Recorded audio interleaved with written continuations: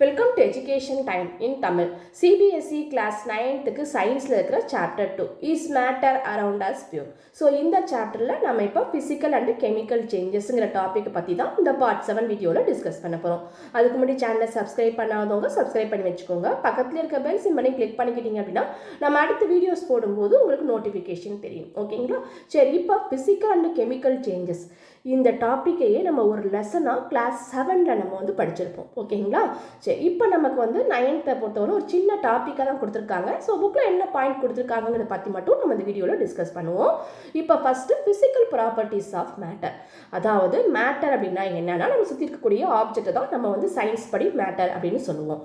So அந்த மேட்டர்ஸுக்கு என்னென்ன physical property இருக்குது, ஓகேங்களா? அந்த ஆப்ஜெக்ட்ஸுக்கு என்னென்ன ஃபிசிக்கல் ப்ராப்பர்ட்டி இருக்குது அப்படிங்கிறத பார்க்குறோம். இந்த physical property that can be observed and specified like colors, hardness, rigidity, fluidity and density, melting point, boiling point, etc. இது மட்டும் இல்லை, இன்னும் நிறைய ஃபிசிக்கல் ப்ராப்பர்ட்டிஸ் சொல்லலாம். ஓகேங்களா? ஆர் தே ஃபிசிக்கல் ப்ராப்பர்ட்டிஸ். ஸோ இதில் வந்து ஒரு சில ப்ராப்பர்ட்டிஸ் வந்து சில மேட்டர்ஸுக்கு இருக்கும். ஓகேங்களா? ஸோ நம்ம எடுத்துக்கிட்ட ஆப்ஜெக்ட்டுக்கு இதில் ஒரு சில ப்ராப்பர்ட்டிஸ் இருக்கும். இன்னும் நிறைய கூட நமக்கு வந்து ஃபிசிக்கல் ப்ராப்பர்ட்டிஸ் இருக்குது. ஓகே, அப்போ ஃபிசிக்கல் சேஞ்சஸ் தான் நம்மளுடைய டாபிக். அப்போ ஃபிசிக்கல் சேஞ்சுனா என்ன அப்படின்னு பார்த்தீங்கன்னா, these changes only occurs in physical property change. இப்போ நம்ம சொன்னோம் இல்லையா, அந்த ஃபிசிக்கல் ப்ராப்பர்ட்டி இதில் ஏதாவது மாற்றம் நடந்துச்சு அப்படின்னா அதைத்தான் நம்ம ஃபிசிக்கல் சேஞ்ச் அப்படின்னு சொல்லுவோம். And no change in the chemical nature. அந்த ஆப்ஜெக்டுடைய நம்ம எடுத்துக்கிட்ட ஆப்ஜெக்டுடைய கெமிக்கல் நேச்சர் மாறக்கூடாது. ஓகேங்களா? இதில் நம்ம சொன்ன ஃபிசிக்கல் ப்ராப்பர்ட்டியில் ஏதாவது மாற்றம் நடக்கலாம், ஆனால் அதோட கெமிக்கல் நேச்சர் மாறக்கூடாது. சரி, அப்போ கெமிக்கல் நேச்சர்னா என்ன, கெமிக்கல்னா என்ன அப்படின்னு பார்த்தீங்கன்னா நம்ம அடுத்த டாபிக் அதுதான், கெமிக்கல் சேஞ்சஸ் தான். அதில் நம்ம என்னன்னு டிஸ்கஸ் பண்ணுவோம். ஓகேங்களா? ஸோ இப்போ ஃபிசிக்கல் சேஞ்ச் அப்படின்னா என்னன்னா நம்ம எடுத்துக்கிட்ட பொருளுடைய இல்லை எடுத்துக்கிட்ட சப்ஸ்டன்ஸுடைய நமக்கு என்ன பண்ணணும், ஃபிசிக்கல் அதாவது அந்த ஃபிசிக்கல் ப்ராப்பர்ட்டியில் தான் நமக்கு மாற்றம் நடக்கணும். அதோட கெமிக்கல் நேச்சரில் மாற்றம் நடக்கக்கூடாது. அப்படி இருந்துச்சுன்னா அது பேர் ஃபிசிக்கல் சேஞ்சுன்னு சொல்லுவோம். சரி, இப்போ நம்ம எக்ஸாம்பிளோட பார்ப்போமா? எக்ஸாம்பிளோட பார்க்கும்போது எனக்கு கிளியராக புரியும். எக்ஸாம்பிள் ரொம்ப ரொம்ப சிம்பிளான எக்ஸாம்பிள் என்னன்னு பார்த்தீங்கன்னா ஐஸ் க்யூப்ஸ் நம்ம வந்து ரெடி பண்ணுவோம். எப்படி ரெடி பண்ணுவோம்? நம்ம ஃப்ரிட்ஜில் வந்து ஃப்ரீசரில் நம்ம வந்து ஐஸ் க்யூப் ரெடி பண்ணுவோம். அதுக்கு நம்ம என்ன பண்ணுறோம், அந்த ஐஸ் க்யூப் பாக்ஸில் வந்து நம்ம வாட்டரை ஊற்றி வைப்போம். ஓகேங்களா? வச்சோம்னா நமக்கு வந்து என்ன ஆகும், ஐஸ் வந்து சாலிட் ஸ்டேட்டில் நமக்கு வந்து வாட்டர் வந்து சாலிட் ஸ்டேட்டில் ஐஸ் க்யூபாக நமக்கு கிடைக்கும். ஓகே, அந்த ஐஸ் க்யூப் அப்படியே திரும்ப நம்ம என்ன பண்ணுறோம், ஒரு பாத்திரத்தில் போட்டு வெளில வச்சிட்டோம்னு வச்சுக்கோங்களேன். நமக்கு ரூம் டெம்பரேச்சர் வந்ததோ என்னவா மாறிடும், மறுபடியும் வாட்டராக நமக்கு மாறிடுமா? கரெக்டாக? ஓகே, வாட்டராக மாறிடுச்சு. திரும்ப நம்ம அந்த வாட்டரை எடுத்து என்ன பண்ணுறோம், அடுப்பில் வச்சு நல்லா பாயில் பண்ணுறோன்னு வச்சுக்கோங்களேன். பாயில் பண்ணால் என்ன ஆகும், கொஞ்சம் நேரத்துக்கு மேலே நமக்கு என்ன ஆகும், அது வேப்பராக மாற ஆரம்பிக்கும், ஆவியாகி போக ஆரம்பிக்கும். ரொம்ப நேரம் விட்டுட்டோம்னு வச்சுக்கோங்க, இந்த பாத்திரத்தில் உள்ள மொத்த தனியுமே நமக்கு ஆவியாயிடும். ஓகேங்களா? ஸோ அப்போ அதில் ஒன்றுமே இருக்காது. இந்த மாதிரி அப்போ நம்ம ஆவியாகும்போது என்னது, அது ஆவியாகும் வேப்பர் ஸ்டேட்டுக்கு மாறிடுச்சு. ஓகேங்களா? ஸோ அப்போ நம்ம எடுத்துக்கிட்டது ஒரே ஒரு வாட்டர், அவ்வளோதானே. ஓகேங்களா? அந்த வாட்டருங்கிற ஒரு ப்ராப்பர்ட்டி சாலிடாகவும் மாறுச்சு, நமக்கு லிக்யூடாகவும் மாறுச்சு, அந்த கேஸ் ஸ்டேட்லேயும் வேப்பராகவும் மாறுச்சு இல்லைங்களா? ஸோ அப்போ இது எல்லாமே என்னது, ஃபிசிக்கல் ப்ராப்பர்ட்டிஸ் தானே, அதோட ஃபிசிக்கல் ப்ராப்பர்ட்டிஸ் தானே. ஸோ இந்த மாதிரி ஃபிசிக்கல் ப்ராப்பர்ட்டிஸ் நமக்கு சேஞ்ச் ஆச்சு அப்படின்னா அதை தான் ஃபிசிக்கல் சேஞ்சுன்னு சொல்கிறோம். ஓகேங்களா? அப்போ வாட்டரோட கெமிக்கல் நேச்சர் மாறலை. ஆமாம், வாட்டருக்கு நமக்கு தெரியும், நம்ம என்ன படிச்சிருக்கோம், வாட்டரோட மாலிகுல்ஸுக்கு H2O. ஓகேங்களா? ஸோ இதில் ஏதாவது மாற்றம் நடந்துச்சா அப்படின்னா இதோட மாற்றம் நடக்காது. H2O வந்து H தனியாக O தனியாக அந்த மாதிரிலாம் பிரியாது. ஓகேங்களா? ஸோ அதில் எந்த மாற்றமும் நடக்கலை.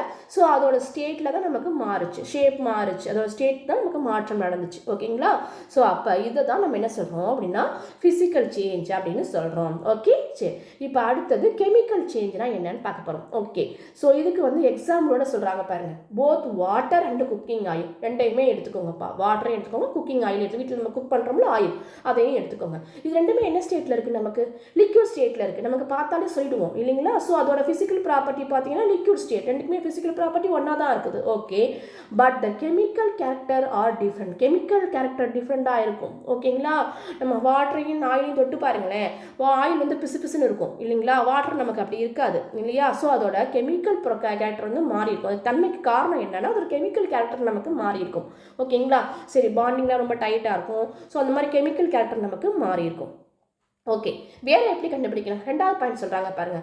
தே டிஃபர் இன் ஆர்டர்ஸ் அண்ட் இன்ஃப்ளேமபிலிட்டி. அதாவது ஆர்டர்ஸ்னால் என்ன? நமக்கு வாசனை. ஓகேங்களா? வாட்டருக்கு ஏதாவது ஸ்மெல் இருக்கா? நமக்கு ஸ்மெல் இருக்காது. ஆனால் ஆயில் நம்ம வீட்டில் டிஃப்ரெண்ட் ஆயில் பயன்படுத்துவோம். ஓகேங்களா? வீட்டில் வந்து பார்த்தீங்கன்னா வச்சிருக்க ஆயில் ஸ்மெல்லை வச்சே நம்ம வீட்டில் சொல்லிடுவாங்க.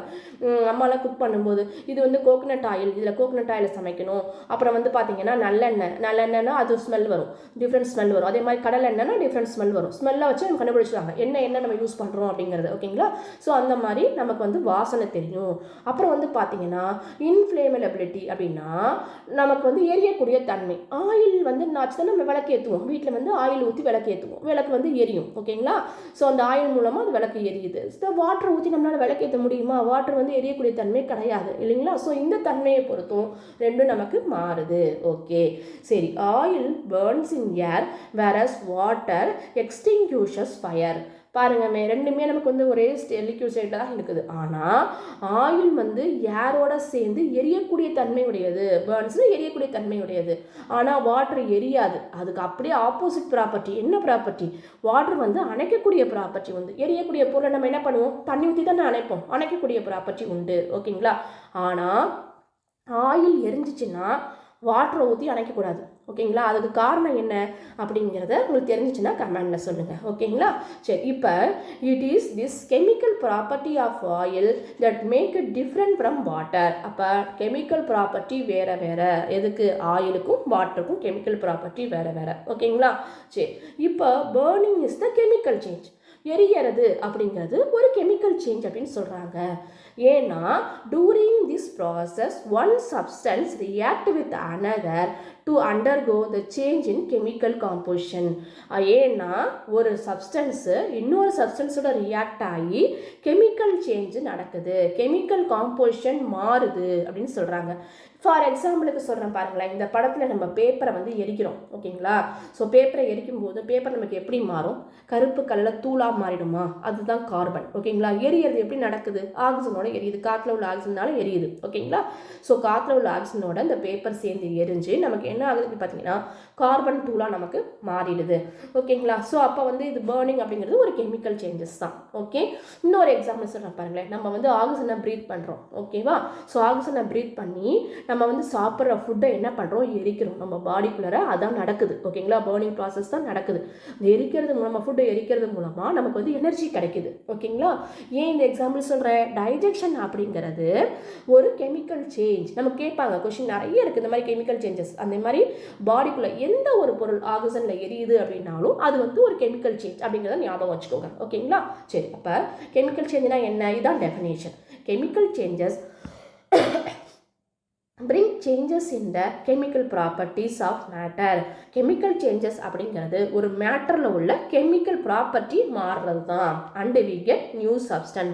அதோட ஒரு புதுசாக ஒரு சப்ஸ்டன்ஸை உருவாக்கும். the chemical changes is also called the chemical reaction. இந்த மாதிரி சேஞ்சஸ் நடந்து ஒரு புது சப்ஸ்டன்ஸ் உருவாகுது இல்லையா? இந்த சேஞ்சஸை தான் நம்ம வந்து கெமிக்கல் ரியாக்ஷன் அப்படின்னு சொல்கிறோம். ஒரு புதுசாக ஒரு சப்ஸ்டன்ஸ், புது மாலிகுல்ஸ் கூட சப்ஸ்டன்ஸ் உருவாகும். அதுதான் கெமிக்கல் ரியாக்ஷன் அப்படின்னு சொல்கிறோம். ஓகேங்களா? கிளியர்? சரி, இப்போ புக்கில் ஒரு கொஷின், ஒரு எக்ஸாம்பிளோட கொடுத்தாங்களும் நம்ம கொஷின் கேட்டிருக்காங்க. என்ன கேட்டிருக்காங்கன்னா, during burning a candle both physical and chemical changes take place. ஒரு கேண்டில் எரியுதுமா, எரியும் போது அதில் வந்து ஃபிசிக்கல் சேஞ்சும் நடக்குது, கெமிக்கல் சேஞ்சும் நடக்குது. Can you distinguish this? அதை நீங்கள் வேறுபடுத்தி சொல்ல முடியுமா? எது ஃபிசிக்கல் சேஞ்ச், எது கெமிக்கல் சேஞ்ச் நீங்கள் வேறுபடுத்தி சொல்ல முடியுமா? முடியும். நம்ம முதல் கேண்டில் எரியறதை பார்ப்போம். கேண்டில் எரியும் போது என்ன ஆகும் நமக்கு அப்படின்னு பார்த்தீங்கன்னா, கேண்டில் மெல்ட் ஆகி லிக்யூடாக மாற ஆரம்பிக்கும். ஓகேங்களா? சரி, இப்போ எஸ், ஆமாம், கெமிக்கல் சேஞ்ச் ஃபிசிக்கல் சேஞ்ச் ரெண்டுமே நடக்குது. எங்களால் சொல்ல முடியும். என்ன சொல்ல போகிறோம்? when a candle burn both physical and chemical changes occur. Candle எரியும் போது கெமிக்கல் சேஞ்சும் நடக்குது, ஃபிசிக்கல் சேஞ்சும் நடக்குது தான். ஆமாம், ஃபிசிக்கல் சேஞ்ச் என்ன நடக்குது? இந்த wax melt and loses its shape. wax அந்த மெழுகு என்ன ஆகுது? மெல்ட் ஆகி உருகி அதோட ஷேப்பை வந்து மாறுது இல்லைங்களா? உருகுனா லிக்விட் ஸ்டேட்டுக்கு மாறிடுச்சு. Okay, this is the reversible process. Physical சேஞ்சுங்கிற ஒரு ரிவர்சபிள் ப்ராசஸ். இது 7th நம்ம படிச்சிருப்போம். ஓகே, ஸோ இது திரும்ப ரிவர்சபிள் ப்ராசஸ். ஏன் அப்படின்னு பார்த்தீங்கன்னா, as the wax solidifies again when it's cool. அதாவது அதை கூல் பண்ணும்போது திரும்ப சாலிடாக மாறுது. அப்போ இது வந்து என்னது? ஒரு ரிவர்சபிள் ப்ராசஸ். ஓகேங்களா? அப்போ இது physical change. Okay, chemical change என்ன நடக்குது? இந்த வேக்ஸ் நியர் த விக் வேப்பரைசஸ், அதாவது அதோட அந்த எரியலுக்கு பக்கத்தில் பார்த்தீங்க அப்படின்னா நமக்கு என்ன எரியக்கூடிய முனைக்கு பக்கத்தில் பார்த்தீங்க அப்படின்னா அதில் நமக்கு வேப்பரைஸ், அதாவது ஆவி நமக்கு வெளில வரும். ஓகேங்களா? அண்ட் அண்டர் கோஸ் கம்பஷன், அதாவது எரிதல் வினை அப்படிங்கிறது ஒன்று நடக்குது. இந்த chemical reaction that produce the new substance, இந்த மாதிரி ஒரு கெமிக்கல் ரியாக்ஷன் நடக்கும்போது சில நியூ சப்ஸ்டன்ஸை ப்ரொடியூஸ் பண்ணும். ஓகே, ஸோ என்னென்ன சப்ஸ்டன்ஸை ப்ரொடியூஸ் பண்ணும்? கார்பன் டை ஆக்சைடு, அந்த வெளியில் வர வேப்பரைஸில் பார்த்தீங்கன்னா கார்பன் டை ஆக்சைடு இருக்கும். எரியும் போது நமக்கு கார்பன் டை, நம்மளும் என்ன பண்ணுறோம், டைஜெக்ஷன் பண்ணி நம்ம ஆக்சிஜனை எடுத்துக்கிட்டு கார்பன் டை ஆக்சைடு வெளியில் விடுறோம். அப்போ நமக்குள்ளேயும் நமக்கு என்ன நடக்குது, பேர்னிங் ப்ராசஸ் நடக்குது. ஓகேங்களா? கார்பன் டை ஆக்சைடு வெளியில் வரது மூலமாக நம்ம தெரிஞ்சுக்கலாம். அடுத்தது கார்பன் ஷூட், அதில் வந்து கார்பனுடைய அந்த துகள்கள் கிடைக்கும் நமக்கு. வாட்டர் வேப்பர், வாட்டர் அந்த ஆவியாகுதுலேயே அந்த வாட்டர் வேப்பர் வரும். அதே மாதிரி ஹீட் அண்ட் லைட் கிடைக்கும். பாருங்க, கேண்டில் எரியும் போது கிட்டக்கு போனால் நமக்கு ஹீட்டாக இருக்குது, லைட்டு வெளிச்சம் கிடைக்குது இல்லையா? அதுக்கு தான் நம்ம கேண்டில் யூஸ் பண்ணுறோம், வெளிச்சம் கிடைக்குது. ஓகேங்களா?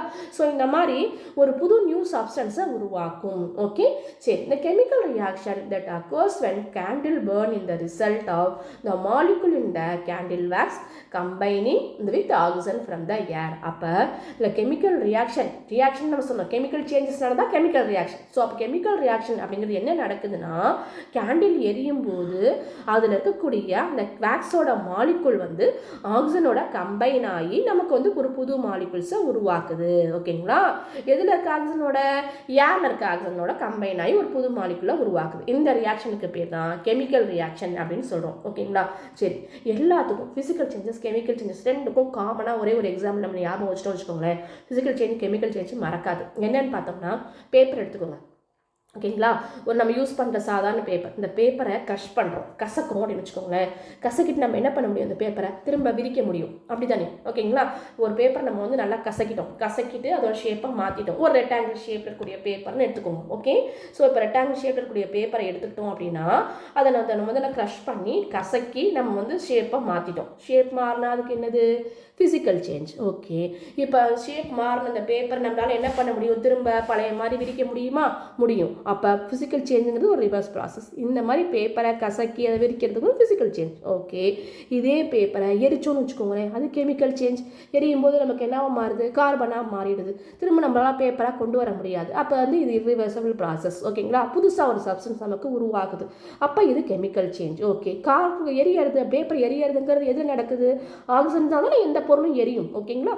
ஸோ அப்போ ஆக்சிஜன் மூலமாக எரியுது. அப்போ இது கெமிக்கல் சேஞ்ச். ஒரு எக்ஸாம்பிள் ஞாபகம் வச்சுக்கிட்டிங்கன்னா நம்ம எந்த கொஸ்டின் கேட்டாலும் நமக்கு ஈஸியாக கிளியராக நம்மளால் அண்டர்ஸ்டாண்ட் பண்ணி சொல்ல முடியும். ஓகேங்களா? ஸோ இதை சொன்னதெல்லாம் உங்களுக்கு ஈஸியாக புரிஞ்சிருக்குன்னு நினைக்கிறேன். வீடியோ உங்களுக்கு பிடிச்சிருந்தா லைக் பண்ணுங்கள், உங்கள் ஃப்ரெண்ட்ஸ்க்கெல்லாம் ஷேர் பண்ணுங்கள், மறக்காமல் சப்ஸ்கிரைப் பண்ணுங்கள். தேங்க்யூ, தேங்க்ஸ் ஃபார் வாட்சிங்.